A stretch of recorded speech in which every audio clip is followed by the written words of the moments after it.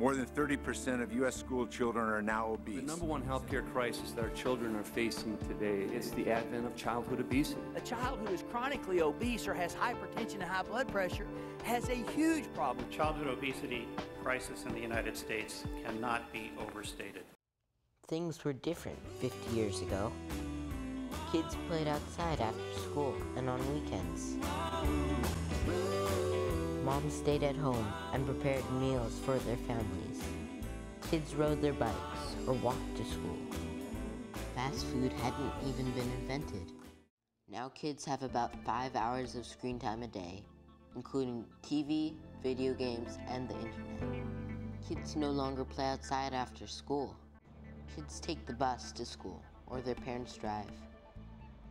As of 2008, about 70% of women with children under 18 are in the labor force, and we've become a fast food nation. As a consequence, childhood obesity has more than doubled since 1980. Now, 1 in 7 low-income preschool children are obese. This is a challenge that affects us all. To get a medical professional's view on childhood obesity, I talked to my pediatrician, Dr. Michael Sia. Dr. Sia, can you define childhood obesity for us? Well, obesity, by definition, is actually measured in the percentiles on a growth curve that we have, or by a calculation called the body mass index. What are the medical consequences of childhood obesity? Hypertension, which is high blood pressure, high cholesterol. They also have bone and joint problems, and also some of their organs can have problems like their lungs and heart. And then finally, there's another entity called diabetes, and there's a specific one for kids that are really overweight that's called type 2 diabetes. Some of the causes for obesity, it's children that probably have too much to eat or taken too many calories, but don't have enough calories to burn up. And sometimes it takes just little adjustments, perhaps not eating the high-calorie foods or high-sugary caloric drinks. Sometimes it's just as easy as just getting a little bit more playtime or activity. We live in a land of abundance, surrounded by tasty, calorie-rich foods. It's easy to take in too many calories. Calorie-dense foods are cheap and plentiful, with brands familiar to shoppers and their kids. Even when families want to serve healthy food, they may not have the resources to buy healthy ingredients. After all, nutritious foods are expensive. Nutritious foods also require time-consuming preparation, while calorie-dense foods are easy to eat. 8 to 18-year-olds spend about 4 hours a day watching TV, DVDs, and video games. The Nielsen Company reports that kids ages 6 to 11 watch about 28 hours of TV a week. That's time not being spent outdoors getting exercise. At the same time, school exercise programs are being sharply cut back. But it's hard to make the balance of nutrition and exercise work out. In fact, childhood obesity has been recognized as a national problem. It's clear that childhood obesity has become one of the most pressing challenges facing our nation. More than 9 million American children and adolescents are overweight, and the Department of Health and Human Services estimates that by 2010, 1 in 5 children in the U.S. will be obese. You know, the number one healthcare crisis that our children are facing today, it's not cancer, it's not accidents, it's not drugs or alcohol or smoking.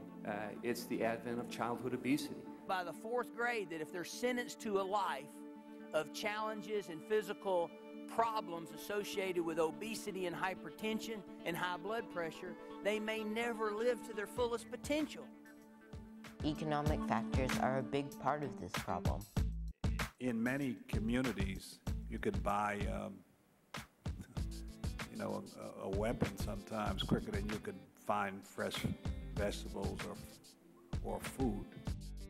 There just aren't a lot of supermarkets. You cross the river into Anacostia in the District of Columbia, you'd be hard-pressed to find many supermarkets, so-called nutrition or nutritional desert.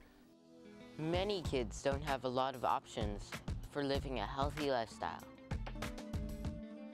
Kids are not walking to school. Far greater percentages are taking the bus. When they're in school, there's very little physical activity. When they're out of school, some of the fields and gyms aren't available. There's a lot of neighborhoods where kids cannot go outside and play anymore, and there's a lot of parents that are very afraid. There's not enough parks around or recreational centers for them to go, and matter of fact, they shouldn't go without their parents at a certain age. For many kids, schools are the only lifelines that they have.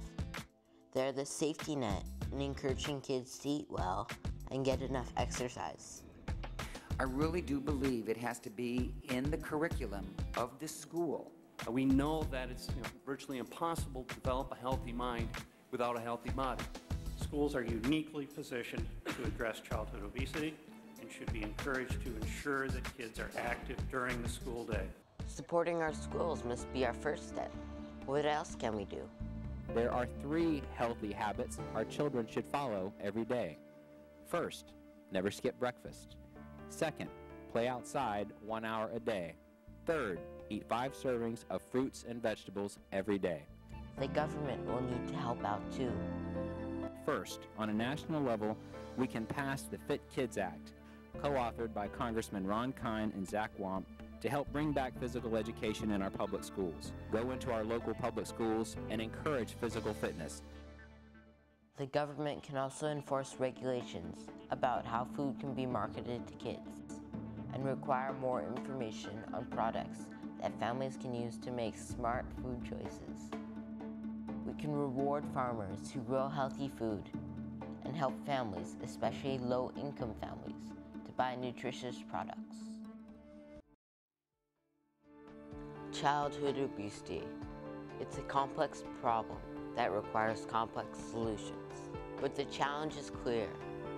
We must improve nutrition. We must encourage exercise.